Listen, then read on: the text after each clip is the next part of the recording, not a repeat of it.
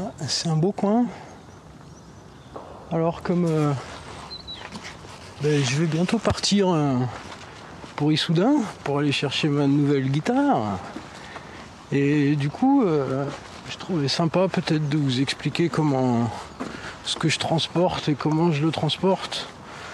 Donc là, je reviens je suis allé enregistrer. Dans un marais en Suisse. Donc j'ai à peu près sur moi tout le barda. Le vélo est planqué dans la forêt. Et après cette journée de tournage bien remplie, je pense qu'on peut vous faire voir le chargement. J'ai envie de vous faire voir le chargement. C'est pas une mince affaire. Hein. Allez, c'est parti. Hop, voilà. C'est par là.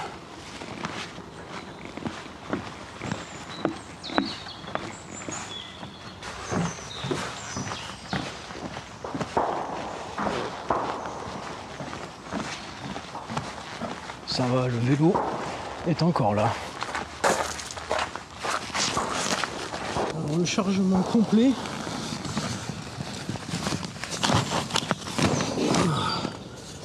Le chargement complet pour Issoudun fait à peu près 30 kg.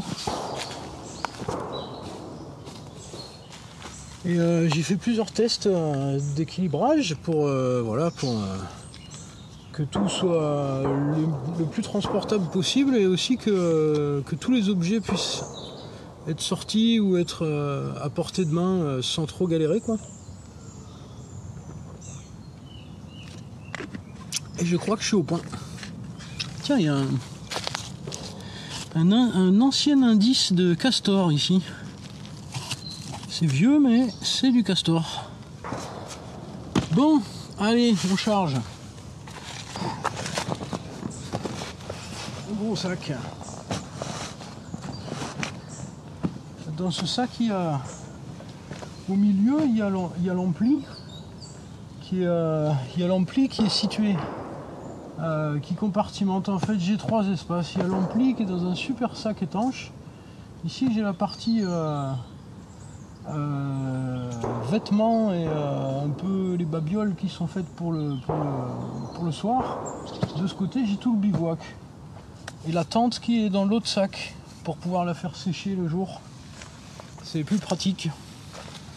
Et donc, ce gros sac, je l'attache avec des sangles. C'est extrêmement agréable aujourd'hui parce que c'est jour de chasse. C'est cette période extrêmement joviale au cours de laquelle les Nemrod en folie régulent la faune de notre pays. J'adore les chasseurs.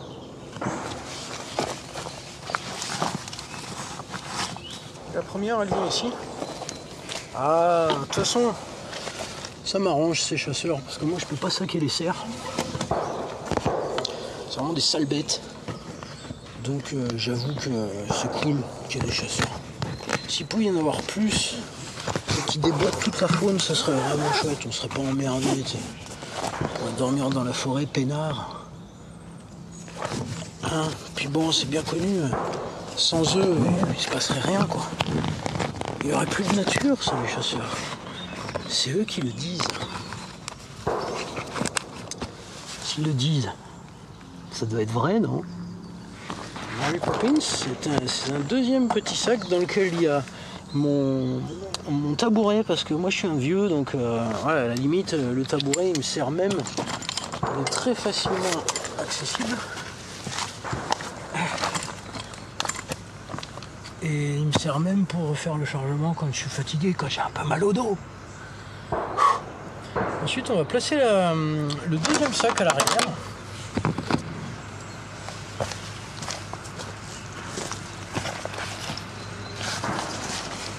Donc, tac. Et dans ce sac, j'ai des trucs qui sont aussi assez faciles d'accès. Il y a un filet là dans lequel je peux mettre pas mal de choses qui seraient mouillées par exemple. Et puis là-dedans, il y a tout mon nécessaire à vélo. En dessous, il y a la bouffe. Enfin, il y a une partie de la bouffe et surtout, il y a le réchaud. Donc ça, c'est primordial. Je peux vous faire voir le réchaud à bois si vous voulez. C'est pour faire la cuisine, hein. Alors, le réchaud à bois, c'est un truc que j'utilise depuis longtemps parce que c'est quand même quelque chose de super. Ça, c'est les gants pour faire le bois. Ça, c'est le couteau. Très important pour couper du bois. Et le réchaud, il est là. Alors celui-ci, il est assez neuf, mais j'utilise des réchauds à bois depuis longtemps déjà parce que c'est très... ça pollue pas. T'as pas acheté... parce que bon, bah, je vais jusqu'au bout, quoi. C'est-à-dire que... hop, hop. Ça, c'est un réchaud à bois. Très pratique. Parce que ce serait bête d'acheter un vélo et puis de laisser tomber les moteurs et le pétrole et puis d'acheter encore des bouteilles de gaz pour les réchauds. C'est très pratique. Mais ça pèse plus lourd que celui-là. Il est assez lourd mais il est indestructible. C'est un truc en inox. Et j'en suis très content. Ça permet de faire à manger un peu partout, de maîtriser son feu parce que ça laisse aucune trace au sol et puis c'est un tout petit foyer. Donc c'est super efficace. Il faut juste prendre le temps de le laisser refroidir. Après la popote, parce que c'est de l'inox, donc ça met un peu plus de temps à refroidir qu'une autre matière. Le temps qu'il refroidisse, t'as le temps de boire un café, quoi. Enfin bref, je vais pas vous sortir tous les petits objets qui sont dans le sac, sinon on en aurait pour un quart d'heure. Si vous avez envie que je vous détaille l'entièreté du matériel, je le ferai. Mais bon, est-ce que c'est vraiment intéressant? La pompe à vélo est pas très loin non plus parce que on sait jamais. Il faut que certains objets soient accessibles tout de suite. Et ça fait partie des objets accessibles tout de suite. On va le fixer avec une sangle. Ici à l'arrière. Ah, ce petit tabouret, c'est vraiment le bonheur. Mes vieux yeux, il me faut mes lunettes. Toujours. Hop. On passe les sangles là-dedans. Tac. Là, un peu en hauteur.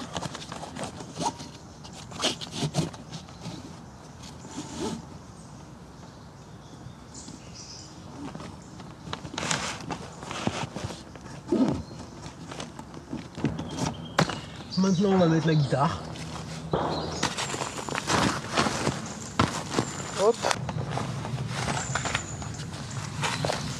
Ça augmente un peu la visibilité. On n'est jamais trop prudent. Il y a deux choses que j'adore dans la vie, c'est les chasseurs et les voitures. Ah, c'est reparti, la pauvre bécasse. Donc, vu que je peux pas gagner la guerre, ni contre l'un ni contre l'autre, je préfère essayer de faire quelque chose comme ça pour les éviter et rester en vie. Ça, c'est la pièce quand même la plus importante du chargement. Donc on va essayer de bien l'attacher quand même. On va pas trop la serrer, la kikite. Au début j'avais tendance à beaucoup serrer, mais c'est pas lui rendre service parce que ça appuie quand même sur la table si tu serres trop. Et la dernière sangle ici pour sécuriser le tout. Tac.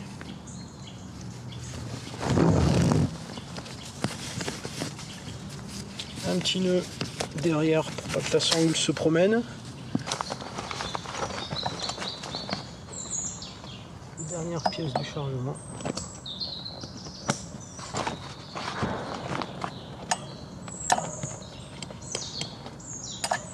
Laisse pas traîner ta sangle.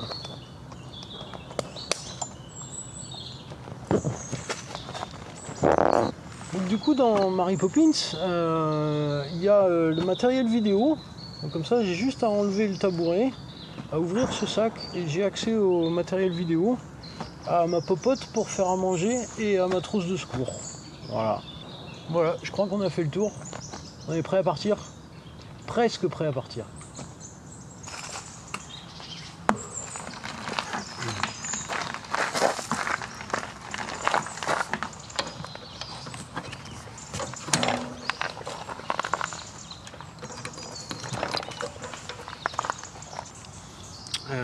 Un dernier petit détail. Il est plein d'eau. Vu que les chasseurs ne voient pas forcément très clair.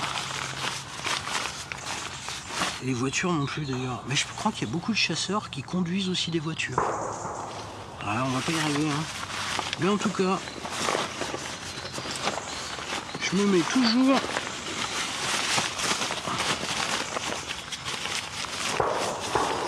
un petit couvre-sac un peu plus haut.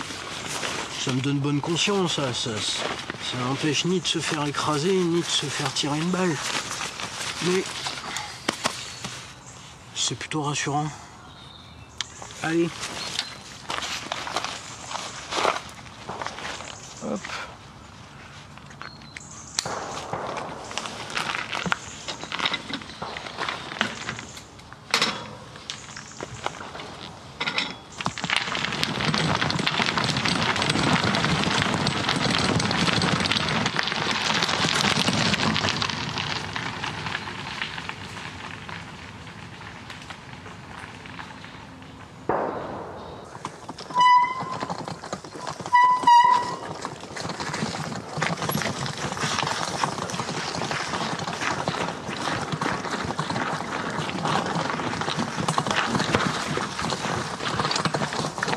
Ish.